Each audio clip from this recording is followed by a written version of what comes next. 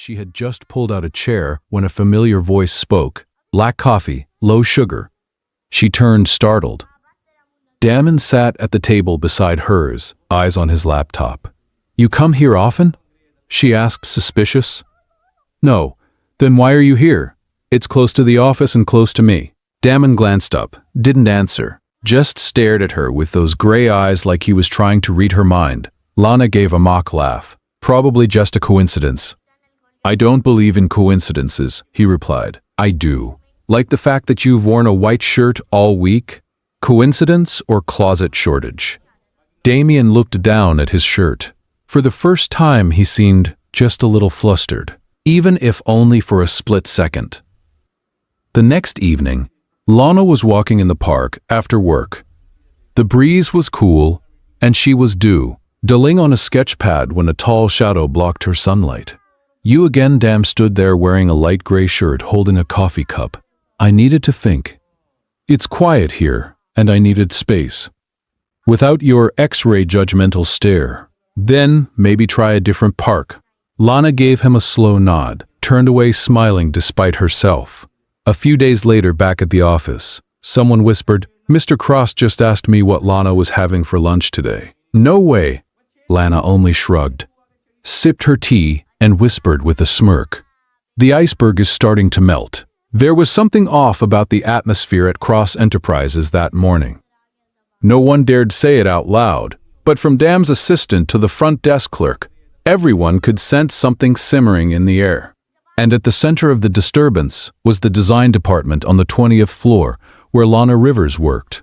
It wasn't because of a new design submission. It wasn't even because Lana had cracked one joke too many, though that was always a possibility. It was because Damon Cross had summoned her alone to the 42nd floor.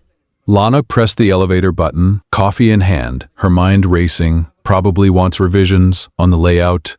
Or maybe he's finally sick of my jokes and wants to warn me. Or maybe he wants to ask if I'm free this weekend to check more tables from underneath. She laughed out loud, then shook her head.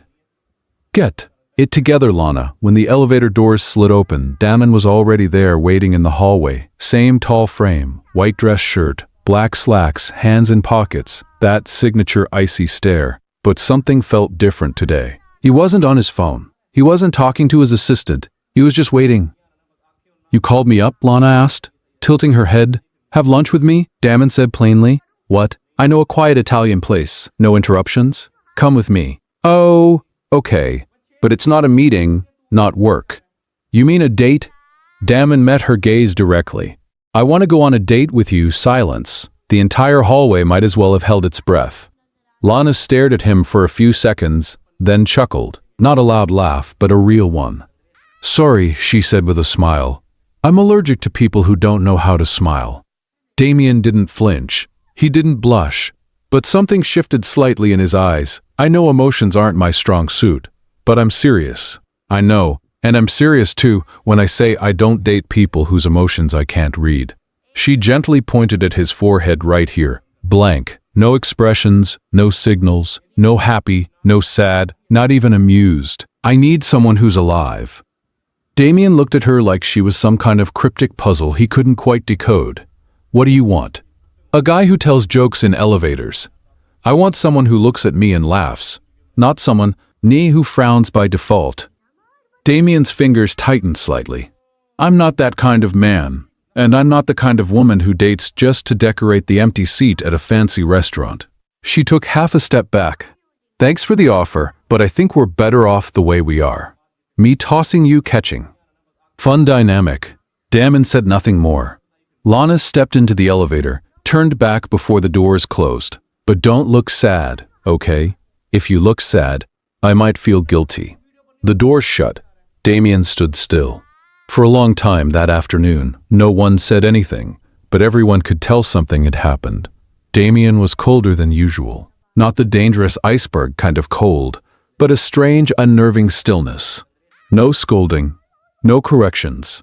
He just sat in front of his laptop, silently tapping his fingers on the desk in a rhythm that felt almost mechanical. As for Lana, she wasn't as unfazed as she pretended to be. "I turned him down clearly, directly. So why is my heart still racing? She mentally scolded herself, but deep down she couldn't deny the truth. Damon Cross asking her out was monumental. Not because he was hot, though he was. Not because he was rich, very rich, but because he had stepped out of his comfort zone to say something personal to her, the girl who once hid between his legs. That night, Lana received a message from an unknown number. I'm not good at showing emotion, Cess, but I'm learning. If you change your mind, there's still an empty seat next to me this Saturday.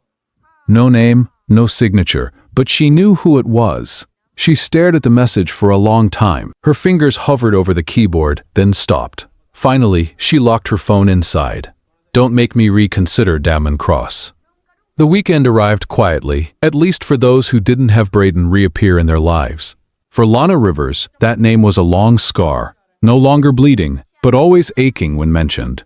Lana was standing at the checkout counter of the neighborhood supermarket, arms full of almond milk, cereal, markers, and double-sided tape essentials for the office model she was building for her upcoming presentation to Damien. She hummed softly, mind still busy figuring out how to warm up the workspace area with LED lighting. That's when she heard the voice behind her, familiar and slick, like a snake slithering. Still like cinnamon cereal. Huh.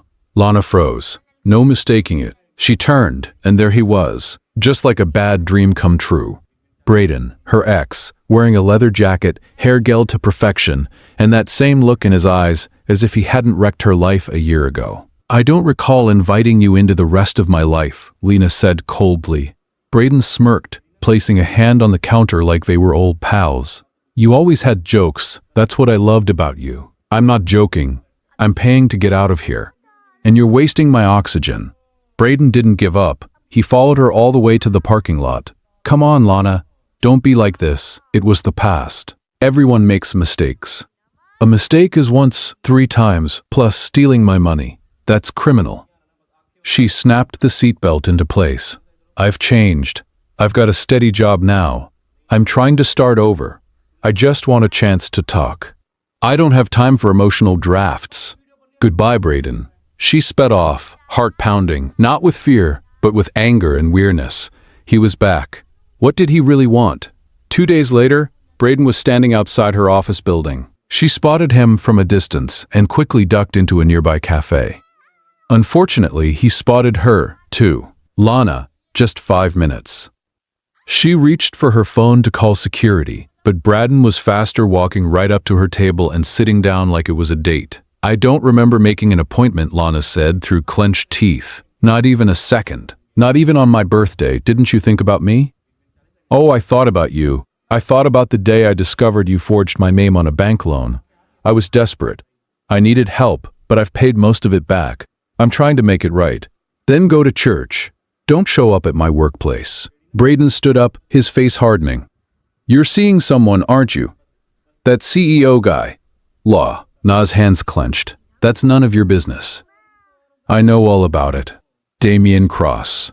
I know guys like him. He doesn't love anyone. He's not capable of that.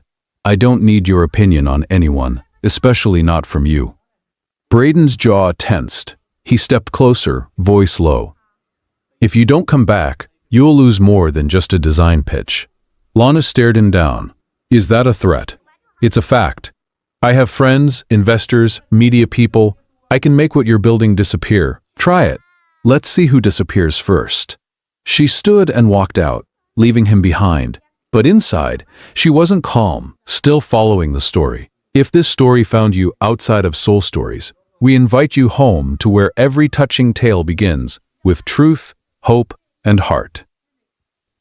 On a golden autumn afternoon, with sunlight filtering through the thinning leaves outside Cross Enterprises, Lana Rivers in a crisp white shirt dress and sneakers hurried down the sidewalk, a folder tucked under her arm, and a box of strawberry wafers in her hand. I just need 5 peaceful minutes to eat this cookie before I have to face Mr. I Don't Like Pink Cross, she muttered. Of course, the universe, as usual, either didn't hear her or chose to pretend it was deaf. At the corner near the bookstore, Lana liked to browse during lunch breaks. Braden appeared like a bat from the shadows, unannounced, uninvited, and very much unwelcome. Lana, you've been dodging me all week. She froze, eyes still locked on the wafer box, as if it might magically open a portal and help her escape.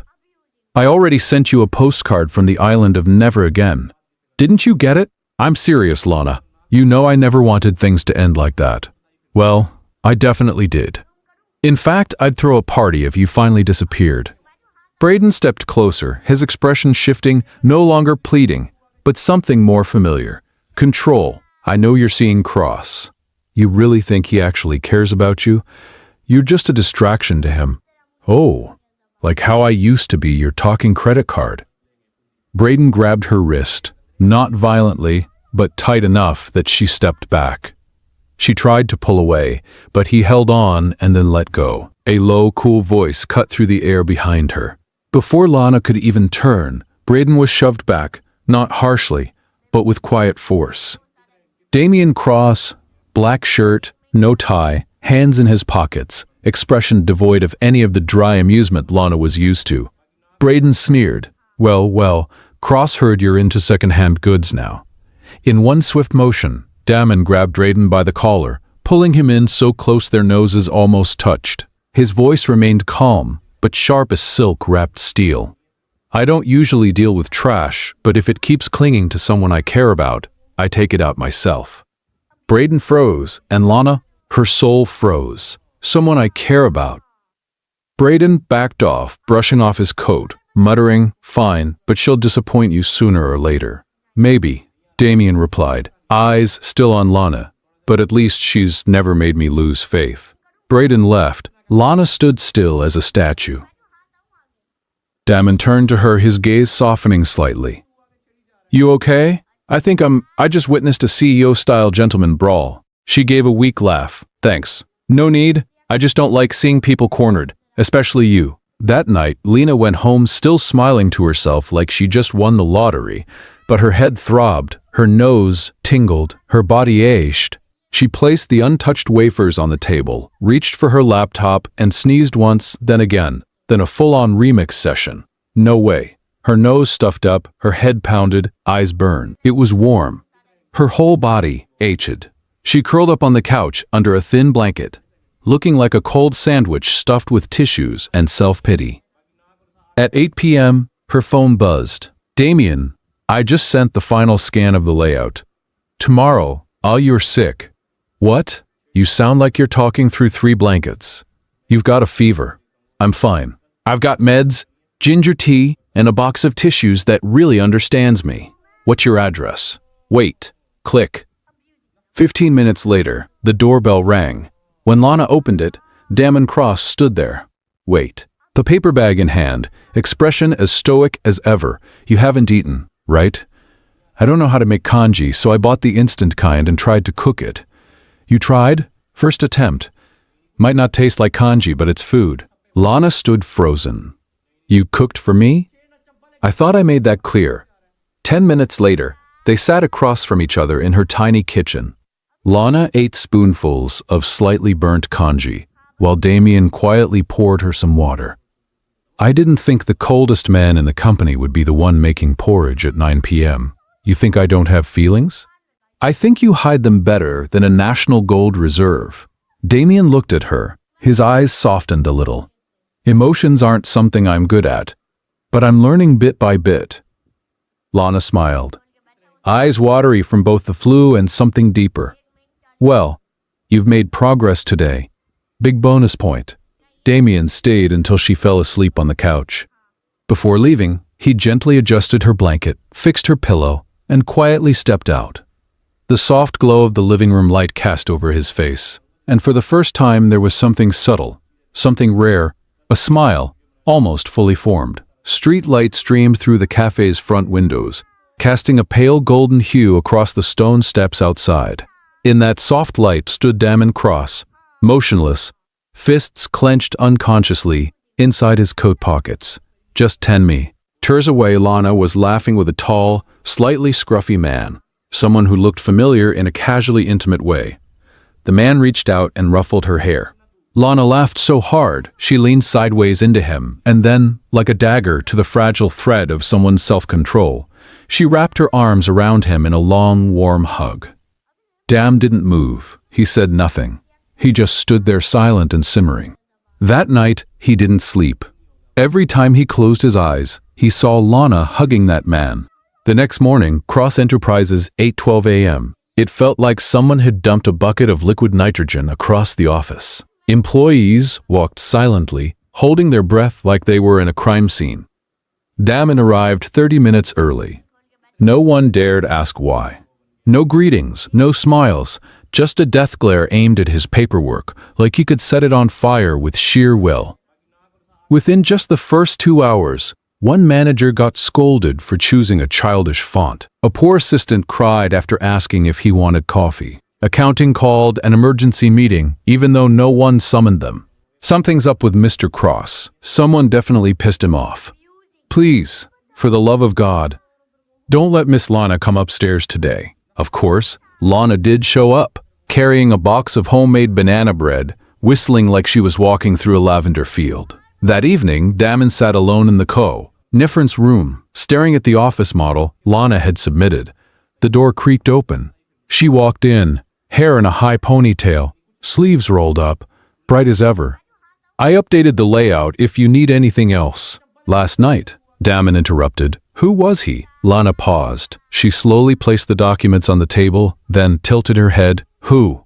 The man you were with outside the cafe. Oh, so you saw that? Damon didn't answer. His eyes narrowed. Lana crossed her arms, walking closer, eyes sparkling mischievously.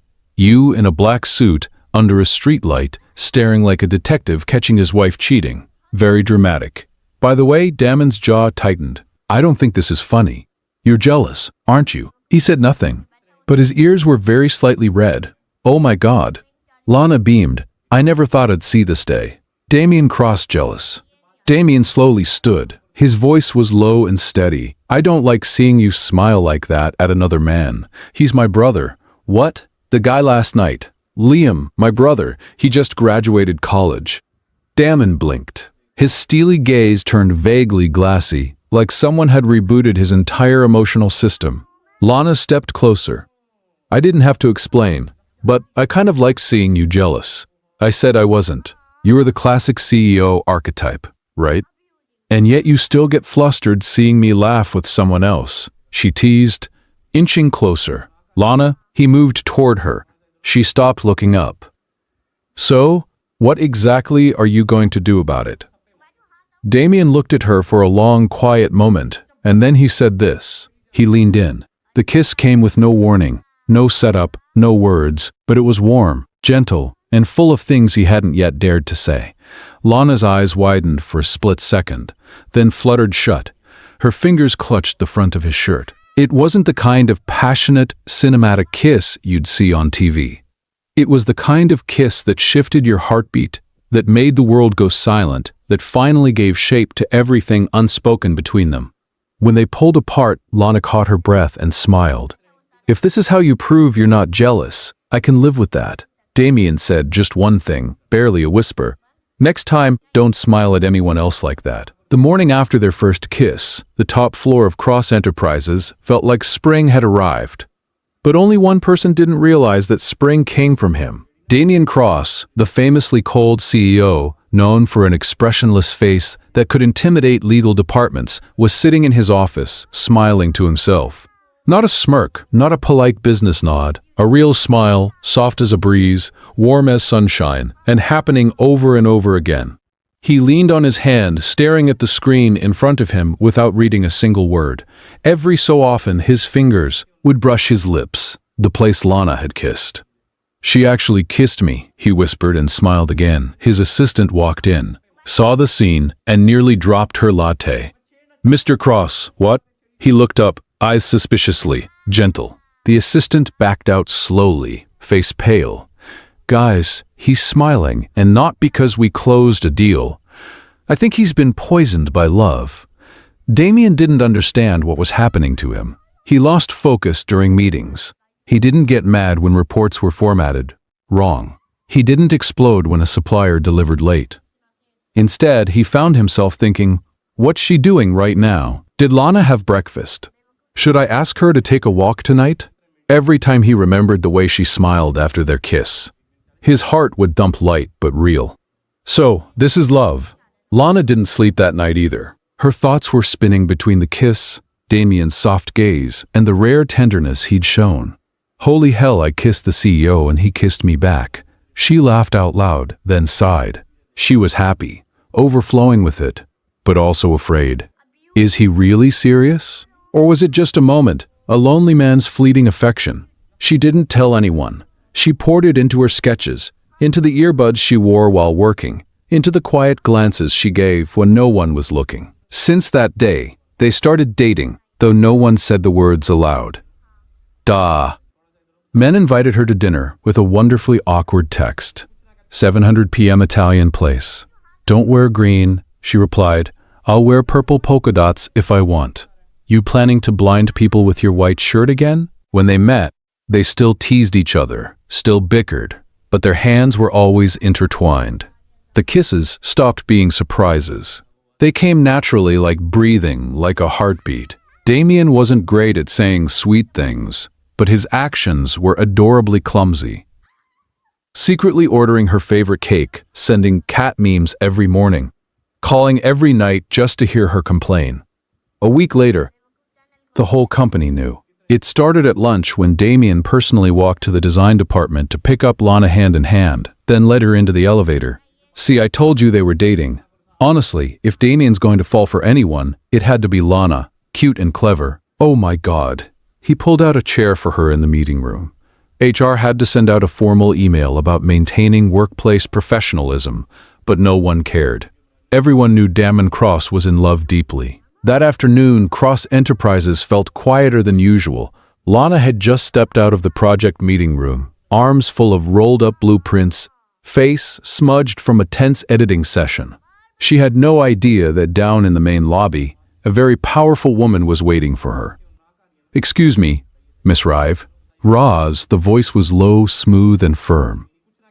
Lana looked up and instantly straightened as if someone had pulled her spine into alignment. The woman before her was elegantly dressed with sharp features, a high bun and eyes cold enough to see through glass. Yes, I'm Lana. And you are? The woman gave a small nod. I'm Veronica Cross. Time stopped. Veronica Cross, Donan's mother, honorary executive director. The woman behind Cross Enterprises' ruthless discipline and legacy. And now here she stood facing Lana unannounced, unmistakably intentional. Do you have a few minutes? I'd like to speak privately. They sat in a quiet tea room on the 34th floor. 2 cups of steaming black tea were served. Veronica didn't touch hers. She examined Lana the way one might evaluate a mislabeled shipment. Calm, critical, and thorough. I'll get to the point, she began crisply. I know you're involved with my son. Lana stiffened slightly but kept her polite smile. Damien and I work together, Mrs. Cross. You know that's not what I'm referring to. Veronica crossed her legs, hands folded neatly in her lap. I've seen enough young, clever, fast-talking women try to attach themselves to powerful men. You're no different. Lana froze. Her heart tightened, not from fear, but from the sting. And what exactly do you think I'm after? Status, Veronica said bluntly. You're a talented designer. I'll give you that. But talent isn't the same as stature. My family has standards. Damien has obligations. Lana looked down at her untouched tea, not in shame but to collect herself. And does Damien know about these obligations, Mrs. Cross? Veronica raised an eyebrow slightly. He's a smart man, but intelligence doesn't make one immune to illusions, emotions. Those weak things make people forget who they are. She reached into her purse and pulled out a thick envelope. She set it on the table. This is an invitation from the Blackwood family. Valerie, their daughter, just returned from Europe. Studied arts and business, well matched. Perfect. Lana looked at the envelope like it was a sentencing notice already signed. Veronica continued firm and poised. You can't offer Damien what Valerie can. Influence, prestige, a fitting public image to represent Cross Enterprises. Lana gave a tight smile. And what about love? What do you think about that? Veronica exhaled softly, almost mockingly. My dear, love is a naive concept reserved for novels and screenplays. In the real world, it comes after legacy, duty, and reputation. Lana stood up, her eyes still bright, but her voice dropped low and steady. That's unfortunate, ma'am, because I'm not here to fight for Damien's heart. If it's something that needs to be won through calculation, but I won't let anyone decide I'm unworthy based solely on where I come from. Veronica's gaze narrowed. I won't forbid you, but I trust you're smart enough to know your limits and to avoid damaging your own future or Damien's. That evening, at a small, quiet restaurant known only to close friends, Damien had reserved a table. Lana arrived a few minutes late, eyes distant. Something happened, he asked, his voice gentle. No, she said, taking her seat, just ran into someone from the past. He looked at her closely. Someone from the past, or my mother? Lana looked up surprised. Damon gave a faint smile, just a guess. She's not exactly subtle. Lana sighed. She doesn't like me, and she thinks I'm not good enough. Damon was silent for a moment. Then he reached for her hand. Lana, if you want to walk away, I won't stop you. But if it's because of her, then I want you to know. I'll stand by you. No. Lana's eyes softened. I'm not one to quit easily, but I need to know if you're willing to fight for me. He didn't say a word, but the gentle squeeze of her hand said enough. The next morning, Damien arrived at the office to find his mother already waiting in the side conference room. We need to talk, she said sharply. He stepped in, already sensing what was coming. Veronica placed a formal envelope in front of him. The Blackwoods have invited you to dinner. Valerie, their daughter, the one I mentioned, tonight at 7 o'clock. Damon didn't touch the envelope, looked at her, voice calm but firm. I thought you weren't arranging dates anymore. I'm not forcing you. I'm scheduling options. You can refuse, but remember, Valerie is the right choice. Not just for you, but for the company. For Cross's future. Damon sat up straight. His tone didn't rise, but every word landed like a declaration. Mom, I'm in love with Lana. The air froze. Veronica's face twitched, eyes narrowing like she'd misheard. She doesn't belong in this world, Damien. You know that. He stood, picked up the envelope, and gently placed it back on the table. I know, and that's exactly why I need to stand beside her. Damien, I've spent years living for what's right, Mother, but I've never been happy. He walked out of the room. Veronica remained seated, hands clenched, gripping a kind of helplessness she had never known. Veronica Cross was not a woman who accepted defeat easily, especially not when the opponent was a young woman from a different class, a different world, and most dangerously someone who had captured her son's heart. After being firmly rejected in her direct confrontation, she knew words, commands, and reasonable arrangements no longer worked on Damien. So, she turned to her final weapon, manipulated truth. 3 days later, Braden reappeared. Same greasy smile, same calculating eyes. But this time he wasn't there to beg or threaten. He came to play a role, as Omen else had written for him. At a small interior design exhibition hosted by the local design association, Lana arrived with a few former colleagues. While she was mid-con conversation, Braden slid in from behind, calling her name like it was a chance encounter. Lana, I just need to talk to you. She froze. What are you doing here? I told you we have nothing left to say. Pure coincidence, he lied. Can we talk? Just for a minute. It's the last time I'll ever ask. Still wary, Lana didn't want to cause a scene, so she stepped aside to a quieter corner. She didn't know a small hidden camera had been placed on a nearby lamppost. And inside a black car, across the street, Veronica's personal assistant was recording every frame. That evening, Damon was reviewing documents when his phone buzzed. An anonymous email. Subject line, do you really think she loves you? He opened it. 2 photos, one from a distance, the other close-up. Lana with Braden standing closely, her expression tense, but not resisting.